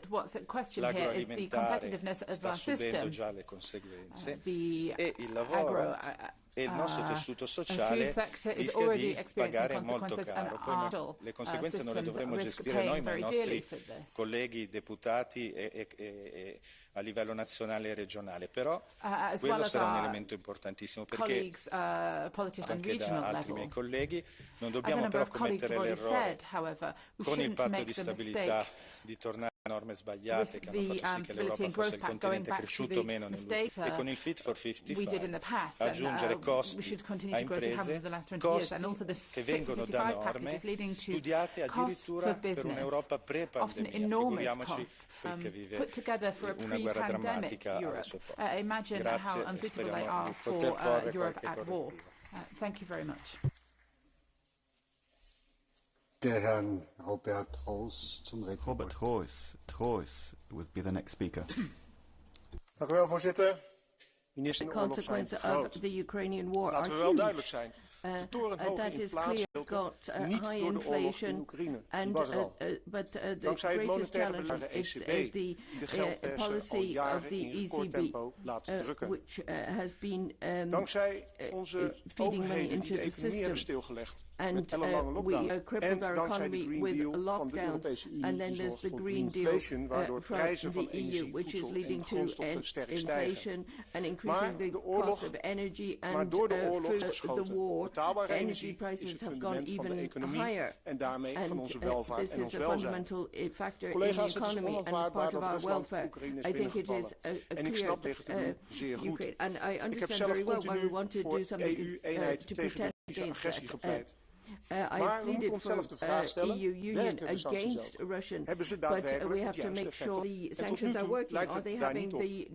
Gaan we nu verder met een nieuwe ronde energiesancties? Niet alleen door de gestegen energieprijzen boekt Rusland recordwinsten, maar ook van olie met 100.000 vaten per dag is gestegen ten opzichte van 2021. Ondanks onze sancties. Want Azië profiteert en de wereld lijkt groter dan de Europese Unie. En wij moeten gas importeren, want anders stort onze economie in elkaar. Steeds meer mensen redden het einde van de maand niet. Met hun salaris. We moeten stoppen met onszelf in de voeten schieten. Zorg te dragen voor het welzijn en de veiligheid van onze burgers. Ik wil voorkomen dat we straks moeten constateren dat Rusland rijker is geworden en dat de Europese Unie arm achterblijft. Het moet voorkomen worden en wereldleiders moeten naar een oplossing toe werken om partijen aan de onderhandelingstafel te krijgen. Daarbij zijn zowel de inwoners van de Europese Unie als de Oekraïners. Das Wort hat nun Frau Pereira. Next speaker is Mrs. Lydia Pereira. Mr. President, fellow Europeans, war is at our gates. Europeans are suffering with fuel prices, with food prices, particularly bread and other essentials, going through the roof. In fact, many Europeans are facing difficulties to which we cannot turn our faces, but we need to face the social and economic consequences of this war. Not only inside the EU, but also we must do the walk. We must reinforce our capacity to walk the walk, not just for words and loads of indignity in social media. We must do what we can to make sure that something like this does not happen again. We need a legal freeze and seize instrument. We need to make Russia pay for war reparations to Ukraine. And we need that money. We need an adequate recovery plan to rebuild Ukraine's infrastructure and relaunch Ukraine's economy. We can be divided into many things, and we are. After all, debate and discussion are what a parliament is about. But dear friends, we cannot be divided about defending Europe from autocracy. We shall not be divided about responding to other countries blackmailing us. And we will not be divided about putting European security, solidarity and friendship above anything else. Long live Europe and long live freedom. Thank you. Thank you. Ich bitte Marques. The next speaker will be Pedro Marques. Vielen Dank, Presidente, Ministra, caro Vice-Presidente da Comissão Europeia. Bárbara da Ucrânia, da Rússia à Ucrânia convoca toda a nossa solidariedade com os ucranianos, agora e no futuro. Adotamos por isso vários pacotes de sanções que enfrentam a economia russa, reduzindo a sua capacidade de alimentar a máquina de guerra, mas têm também impacto na Europa e nos nossos cidadãos. Em qualquer caso, é um preço que nós, europeus, estamos dispostos a suportar em nome da liberdade. E, caro Vice-Presidente da Comissão Europeia, queria cumprimentar a Comissão pelo novo pacote de sanções que agora vão adotar, vai ao encontro de propostas de que avançássemos mais depressa, mas reconhecemos que o embargo ao petróleo afeta significativamente a economia russa e o regime de Putin. Mas temos também uma mensagem clara para transmitir à Comissão e às instituições é que a nossa capacidade de nos mantermos unidos na resposta à agressão russa também depende da capacidade de gerir as consequências económicas na Europa. E à medida que aumentamos as sanções sobre a Rússia, também sabemos que as contra-sanções e o efeito dos preços da energia na Europa afetam a nossa economia. De facto, a unidade europeia porque tem sido um grande valor na resposta à agressão russa. E para isso temos de facto que apoiar os cidadãos e as empresas boas relativamente a esta resposta europeia. Devemos de facto continuar a avançar fortemente para as energias renováveis. As multinacionais do setor energético estão a ter lucros obscenos, devem ser taxados e devemos certamente aqueles que estão a apoiar os refugiados que vieram ao nosso encontro. Essa solidariedade aqui na Europa significa que na Europa significa defender a Europa, defender os ucranianos, defendendo também os povos europeus. Muito obrigado. Unsere nächste Sprecherin ist Frau Vizepräsidentin Nicola Beer. Herr Präsident, Madame la Ministre, Monsieur le Commissaire. Europa bewegt sich wandlich, ist auch ein Ölembargo in greifbarer Nähe. Wir verlassen endlich auch im Energiebereich unsere Komfortzone. Wir Europäer müssen diesen Schritt gehen. Alleine der erhobene europäische Zeigefinger wird den nicht beenden. Nach den bisherigen Sanktionspaketen, nach den Entscheidungen zu Waffenlieferungen ist das Ölembargo überfällige geopolitische Entscheidung, mit der Europa seinem Gewicht, seinen Möglichkeiten gerecht wird. Die europäische Glaubwürdigkeit an der Seite der Ukraine gegen den russischen Aggressor bekommt bis dato eine neue Qualität, die ich in der letzten habe. Aber kostenlose Glaubwürdigkeit, liebe Kollegen, gibt es nicht. Das Energieembargo wird an Europa nicht spurlos vorübergehen. Trotz der Übergangsfristen wird es voraussichtlich für Verbraucher und Verbraucher für die Industrie wird es Versorgungsengpässe von Portugal bis Polen geben. Einfach wird es wahrlich nicht. Ersatz für russisches Öl, ja, Ersatz ist für höhere Preise. Es wird Einschnitte geben, aber tragen wir sie mit Fassung. Seien wir bereit, diesen Preis zu zahlen, denn, liebe Kollegen, die Europäische Union ist in der Lage, die unausweichlichen Folgen für die Industrie zu tragen, sie abzumildern. Wir dürfen dabei auch nicht vergessen, dass es andere Regionen, andere Kontinente gibt, die diese Sachen nicht so einfach tragen können, die nicht eine Komfortzone können. Auch diese müssen wir im Blick behalten. Dabei dürfen wir trotzdem denen nicht wanken, nicht weichen. Wir dürfen uns vor allem nicht von den Einschüchterungsversuchen Putins in irgendeiner Weise beeinflussen. Europa muss es jetzt tun, wenn wir uns von der Geschichte am Ende nicht vorwerfen lassen wollen, vor lauter Kleingedruckten das Wort Krieg nicht mehr lesen zu können. Wir haben uns schon viel zu viel Zeit gelesen von Krieg und Frieden. Es ist der 70. Kriegstag. Gewöhnen wir uns nicht an die Gräuel der Ukraine alle möglichen Unterstützung. Sie kämpft auch für unsere Freiheit. Weisen wir uns zwar jetzt. Let's put Russia in cupboard and do it now. Danke. Kollege Munir Sartori. Mr. Munir Sartori, the next speaker. Madame la ministre, Monsieur le commissaire, Monsieur le Président, chers collègues, restez solidaires de ce peuple agressé. Pour faire face et pour soigner leur solidarité sociale. Nous devons empêcher la guerre de Vladimir Poutine de créer de la guerre de Vladimir Poutine de créer de la casse sociale dans l'Union européenne. Car les Européennes et les Européens sont confrontés à une crise et à l'inflation. Le droit au logement comme le droit à l'alimentation doivent être garantis. Nous en avons les moyens. Mobilisons les fonds. La crise que nous traversons doit amener l'Union à faire face et faire évoluer ses politiques sociales afin de protéger les plus vulnérables. Nous devons agir de la répercussion du conflit sur les inégalités sociales, l'emploi et la pauvreté. Il est urgent de ne plus tergiverser sur les chantiers sociaux européens. C'est pourquoi la présidence française et le Conseil à faire preuve d'ambition sur le projet de directive sur les salaires minimums en cours de négociation. Et je l'affirme, le salaire minimum doit garantir à l'ensemble des travailleurs. J'appelle également à une initiative commune pour un revenu minimum dont l'objectif doit être d'éradiquer la pauvreté. Nous, mais après la Covid, après des années de précarisation devant une urgence sociale encore plus criante, notre Europe, notre Union peut y répondre en renforçant de manière concrète ses politiques sociales. Je vous remercie.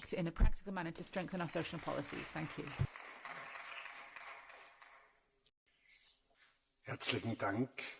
Zu Wort gemeldet hat sich unser Kollege Ivan Stefanec. Ďakujem pekne, dámy a páni, kolegyne a kolegovia. Už dostatoční Ukrajinci zločineckej ruskej vojenskej agresie a bránia slobodu nielen vo svojej vlasti, ale aj v celej Európe. Pred pár týždňami som sa mal možnosť zúčastniť po návštevy Kieva, Buče, Irpinu na podnet môjho kolegu Andrusa Kubiliusa. Videl som hrôzy vojny priamo na mieste. Napríklad v Buči, kde nie je jediný vojenský objekt, si útočili od prvého dňa invázie na civilné obyvateľstvo. Videl som masové hroby, videl som detské hračky pred zbombardovanými domami, diery v domoch po ruských raketách.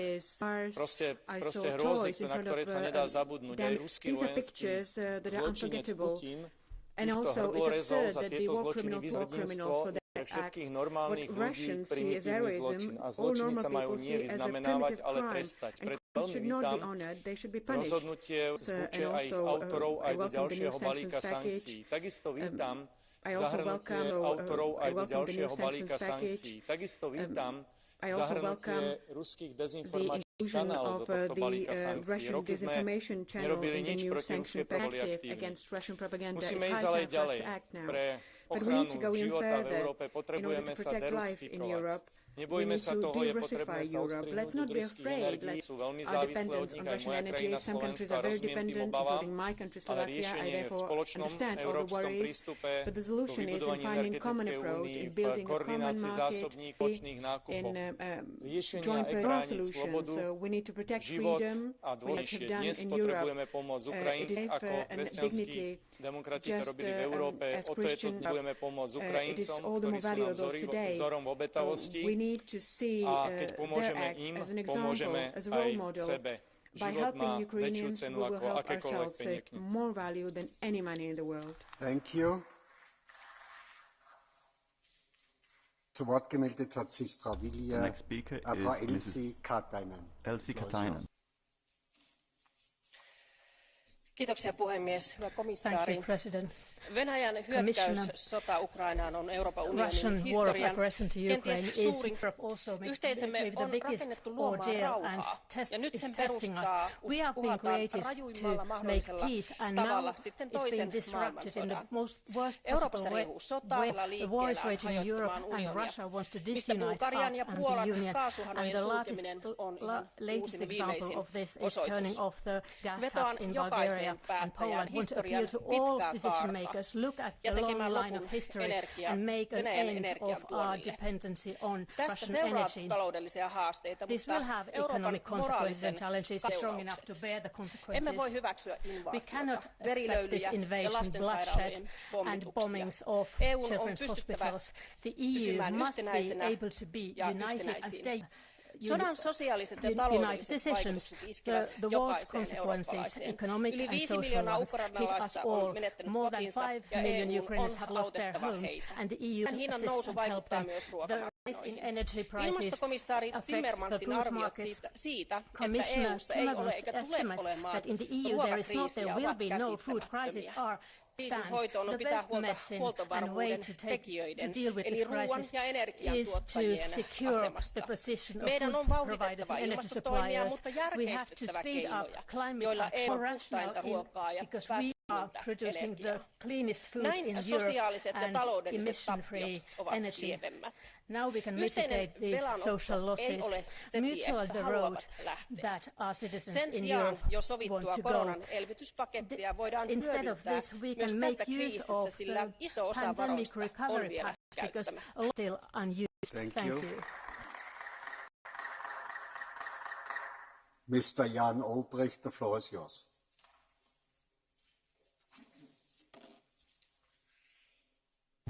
Panie Przewodniczący, Pani Komisarzu, Pani Minister. Dzisiaj rozmawiamy o jakie mogą być konsekwencje. Jeżeli mówimy o tym, jakie mogą być konsekwencje, to jest pytanie, co my, o ile jest to możliwe. Jakie my jesteśmy gotowi podjąć krok Europejska zrobimy, żeby zredukować konsekwencje, o ile jest to możliwe. Jakie my jesteśmy gotowi podjąć krok. Z zadowoleniem witamy kolejny pakiet sankcji, ale przecież musimy się zastanowić, jak ma funkcjonować Unia Europejska, w jaki sposób ma być zorganizowana, w jaki sposób ma być kierowana, w jaki sposób ma być finansowana.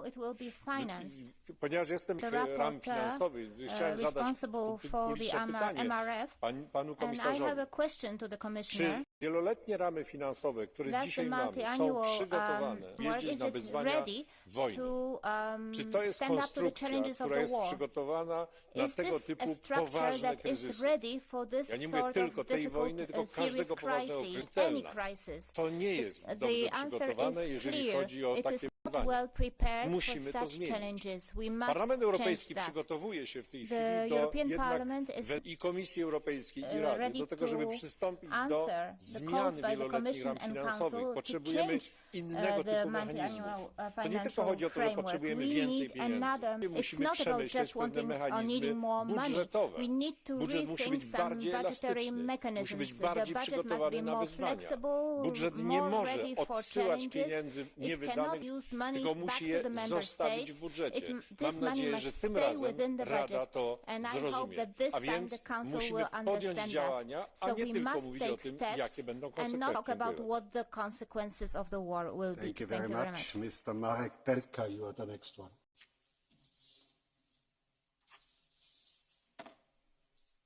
Panie Przewodniczący, instynktowną reakcją wielu rządów na pędzącą inflację są manewry podatkowe, mające dać wrażenie ich obniżenia. Z ekonomicznego punktu widzenia takie działania przyniosą dodatkowo napędzić inflację i dać znaczące zyski wielkim graczom, a nie zwykłym ludziom. W obliczu wyzwań, jakie postawiła przed nami agresja Rosji na wolną Ukrainę, precyzyjne kroki. Oprócz kolejnych sankcji musimy zwiększyć presję podatkową na surowce energetyczne importowane z Rosji, przy tym pomagając najbardziej potrzebującym. O której tak wiele mówimy, musi być mierzona nie w słowach, a w euro. Postawmy sprawę jasno. Niemcy, Holandię, szereg innych krajów stać będzie na udzielenie pomocy w przypadku ewentualnych strat. companies in case of losses, but such member states are not many. And the attack on Ukraine, for example, in Poland, refugees are mainly najpilniej potrzebna, czyli właśnie do wspólnot lokalnych Polaków otwierających swoje domy ukraińskie. Bez naszego wsparcia ta pomoc nie będzie mogła trwać, a galopująca drożyzna tylko pogłębi zaangażowanie. Solidarność od kilkunastu miesięcy odmieniamy przez wszystkich do działań stałych, długofalowych miesięcy odmieniamy przez wszystkie przypadki. W spontanicznych zrywach sprawiliśmy się w ostatnich latach doskonale. Do działań stałych, długofalowych i przemyślanych. Od tego zależy przyszłość projektu, który nazywamy Unią Europejską, naszym wspólnym domem. I może nawiążę do wystąpienia mojego poprzednika. Wojna w Ukrainie postawiła przed nami wielkie wyzwanie zasadniczej przebudowy ekonomicznego zarządzania w Unii Europejskiej. EU to powinien być stały element. Powinniśmy tak pomyśleć nad przebudową Stability and Growth Pact, żeby połączyć elastyczność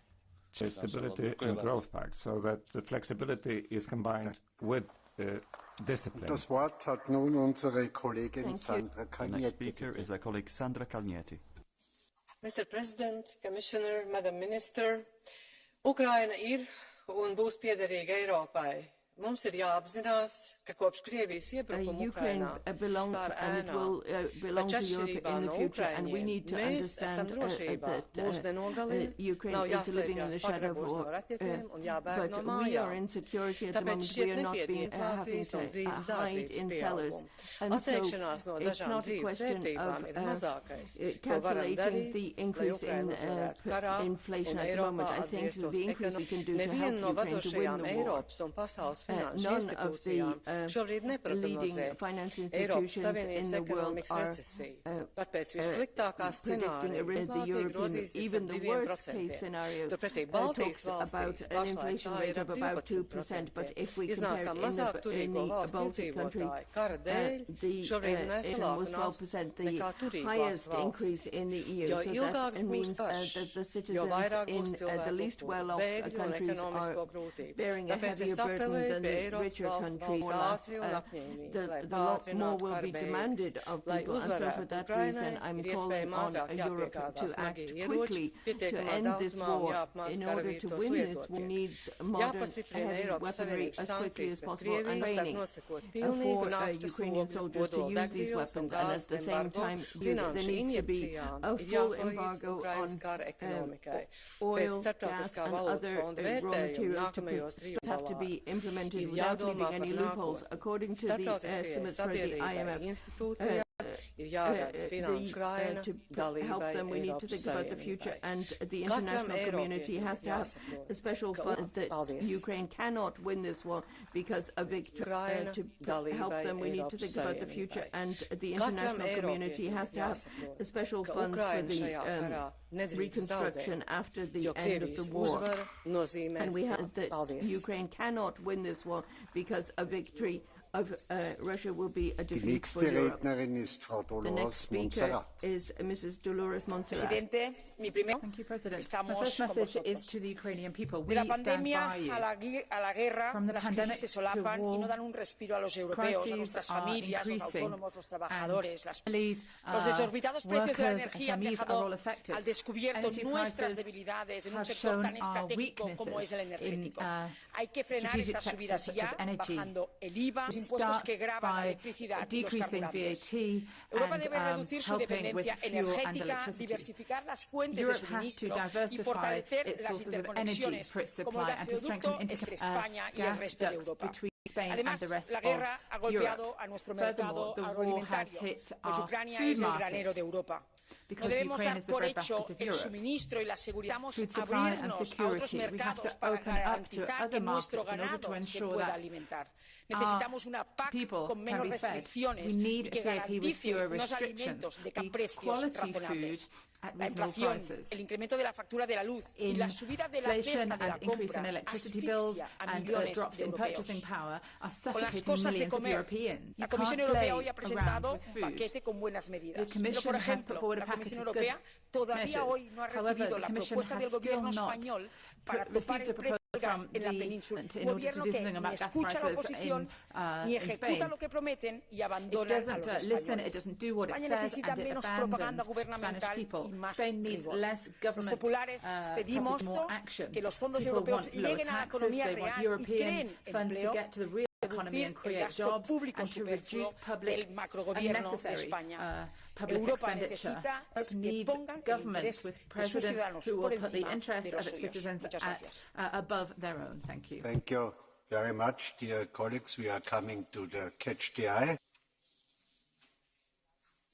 I can anybody who asked for the floor start with Mr. Andreas Kupidius.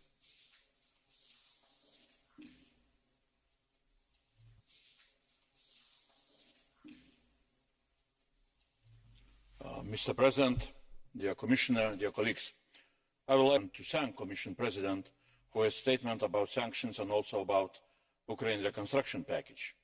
It is our war, and we need to take care, first of all, about the biggest needs, Ukraine.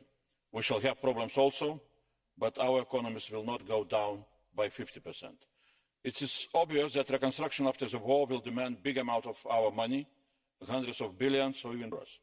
But it also will open new opportunities both for Ukraine and for the EU itself for modernization.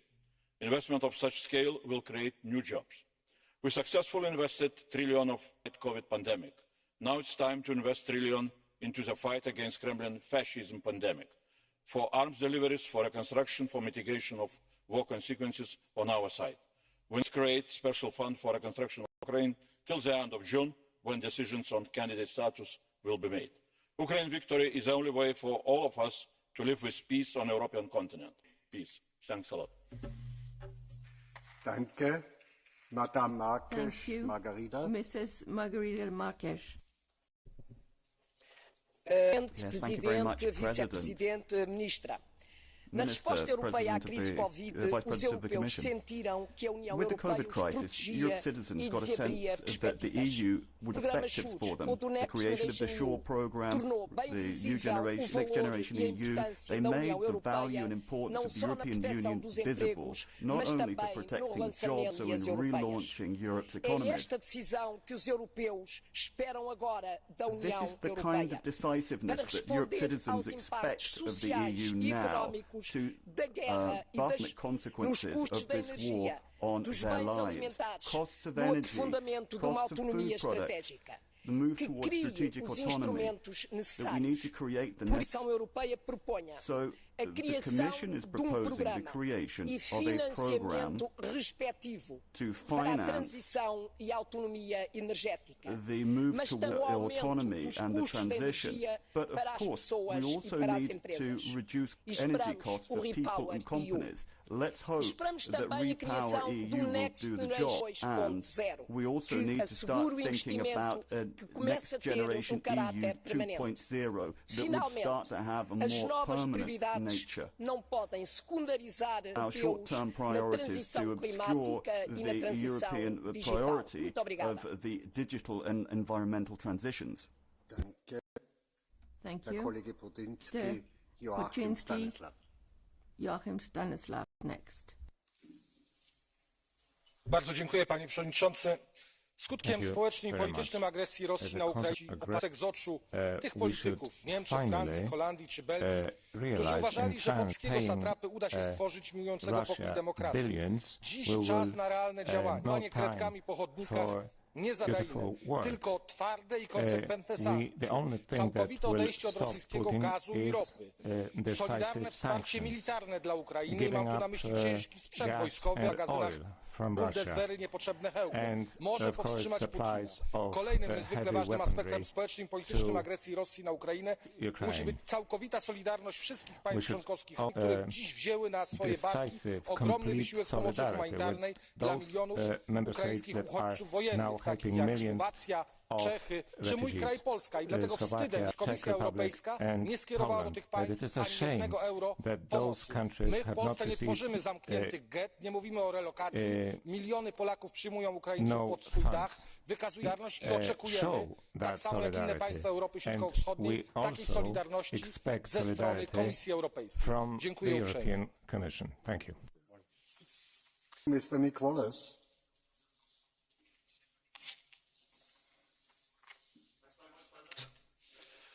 The social and economic consequences for the EU of the Russians. Ukraine, the EU and the Global South are the biggest losers in this war. The impact on fuel, oil, energy and agriculture prices and supplies of food means that many countries will be unable to pay their foreign debts. The euro has been undermined and we're risking an EU-wide recession. Opportunities. US Treasury Secretary Janet Yellen was crystal clear on this in her April 13 speech.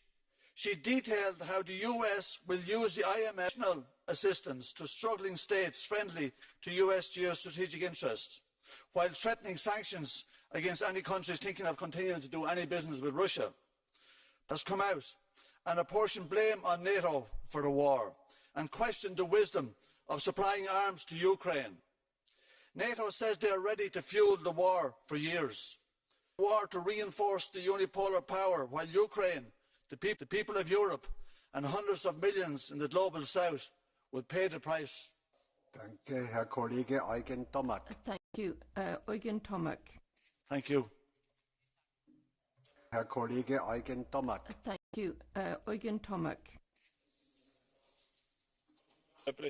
Vă mulțumesc, domnule președinte, domnule comisar. Peste 52 euro plecat din Uniunea Europeană de la 1 ianuarie 2022 până la 1 mai anul acesta. Cred că această cifră spune totul, pentru că petrol, gaze și cărbune din Rusia și în schimbul acestor facilități comerciale susținem o țară care respectă nicio regulă.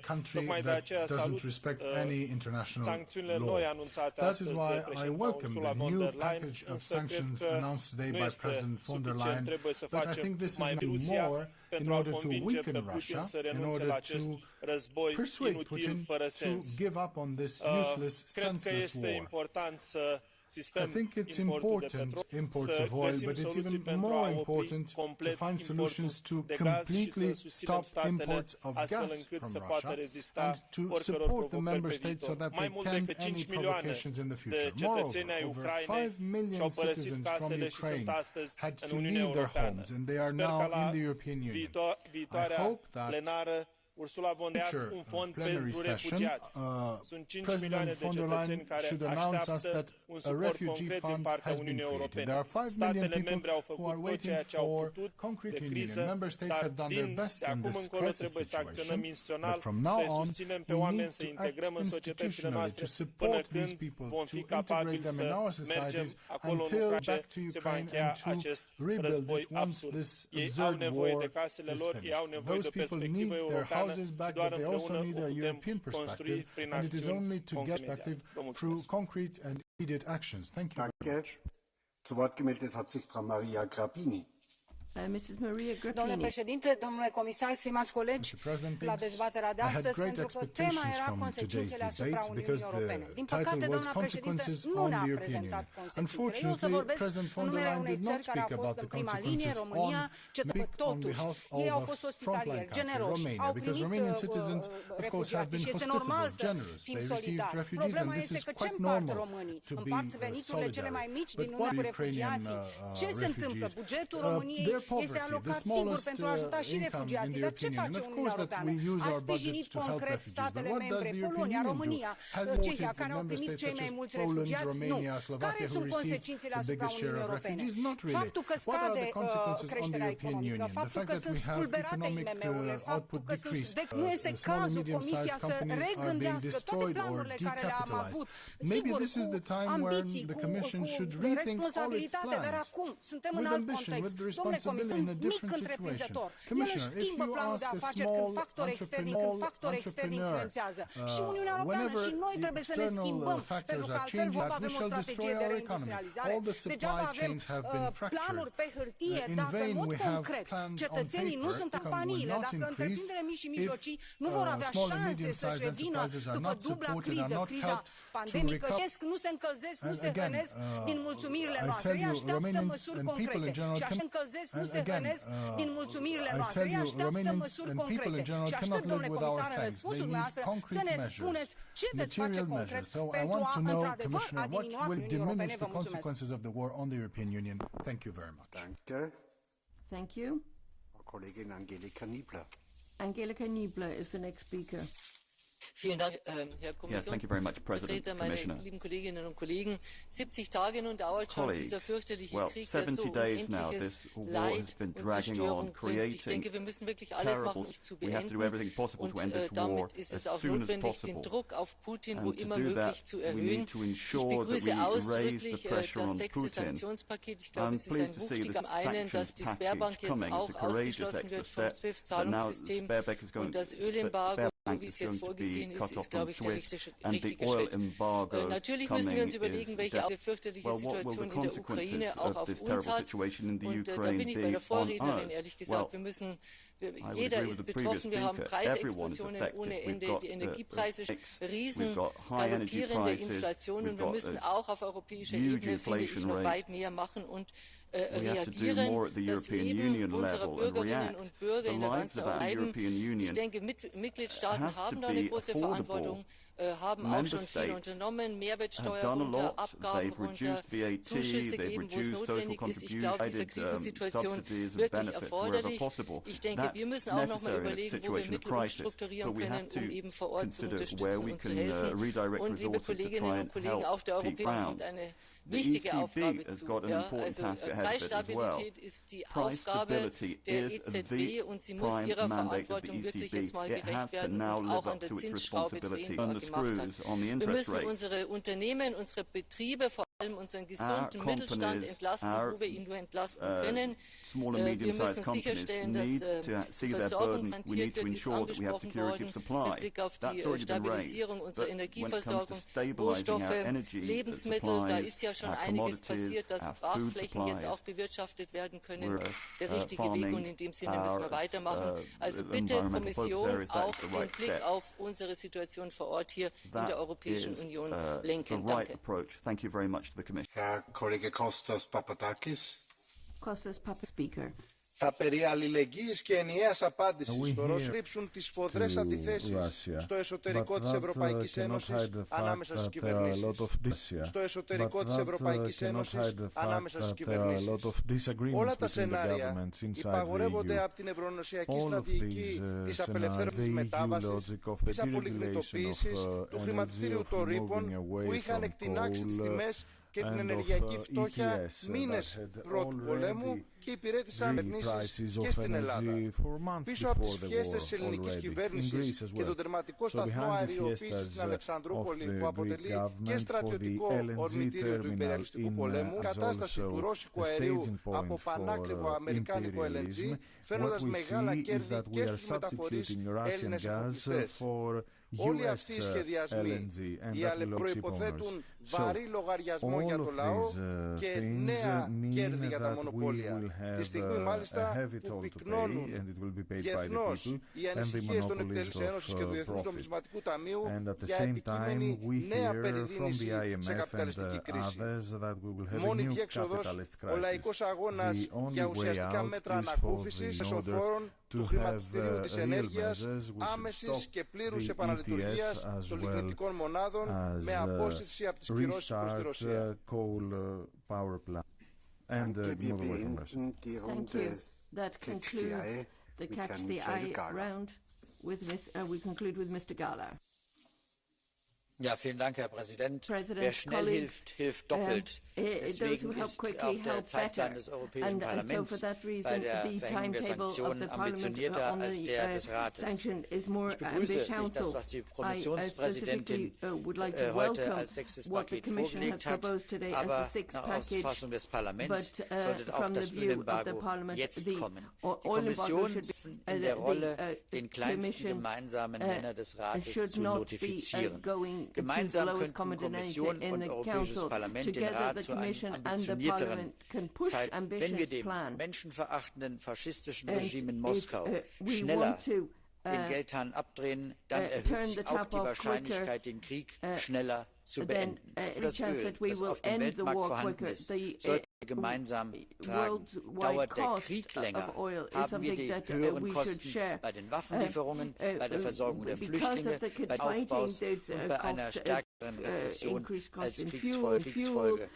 Und das sollten wir auch mit einrechnen, auch gemeinsam mit der Präsidentschaft sehr kreativ allen Mitgliedstaaten dabei behilfen, Frist bis zum Ölembargo aufzuzeigen. Zeit im Weltmarkt, wie gesagt, genug, aber vielleicht ist nicht jedes Mitgliedsland in der Lage, sich dieser Dinge dann auch zu bemächtigen. Und deswegen hoffe ich, dass man den Zeitplan auf jeden Fall verkürzt. Die Forderung des Parlaments auch aus dem letzten Plenum ist allerdings, dass das Ölembargo jetzt kommen sollte. Dann hilft es besser bis nicht erst im Herbst, und damit helfen wir auch unseren ukrainischen Freunden, die hier einen existenziellen Kampf führen. Slava Ukraini. Danke, Herr Kollege.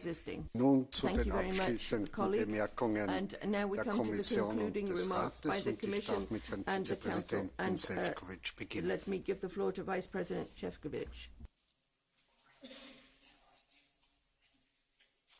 Thank you very much, Mr. President, Madam la Ministra, honourable members of the European Parliament. Many of you clearly stated that broadest shoulders should carry the biggest load. I think that was a quote from Madam Jongerius, but I very much felt the same attitude from most of the honourable members who intervened. And I think that I'm totally in agreement with Madam de Lange, who said that thanks to support of this House, EU is indeed leading force in helping defend itself and in making sure that Russia pays exorbitant political and economic price for this atrocious war. Our major lever of political European unity, which is forged in a debate like this, but also our economic strength, which allows us to proceed with tough, unprecedented, hurts aggressors more and more. Today, we proceed with a fixed package of sanctions, and I really would like to thank you for your encouragement, because to quote Mr. Garicano and Mr. Galler just a minute ago, banning oil imports from Russia seemed too difficult just a few weeks ago.